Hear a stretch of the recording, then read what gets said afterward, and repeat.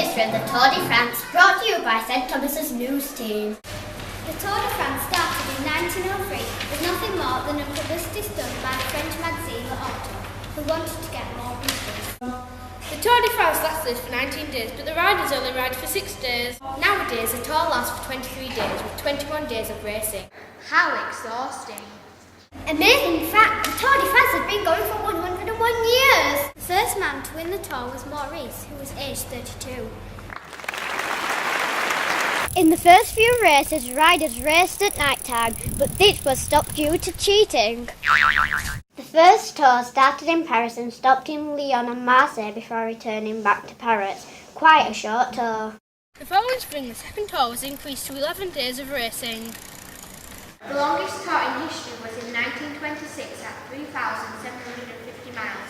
Riders went all around the edge of France.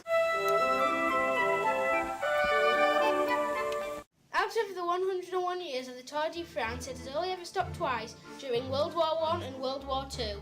The Tour de France organisers refused German requests for the tour to continue during the time. In the early days, if you wanted to enter the race, it cost you £10. If you won the overall race, you won £12,000. Nowadays, the overall winner gets €450,000. Shockingly, riders in our days don't have to pay to enter, they get sponsored by companies. Riders raced as individuals up until 1952, and only then teams were allowed to compete. Teams have ridden ever since. Wow, the race has changed quite a bit in the last century, hasn't it? Yes, it has. But what a great race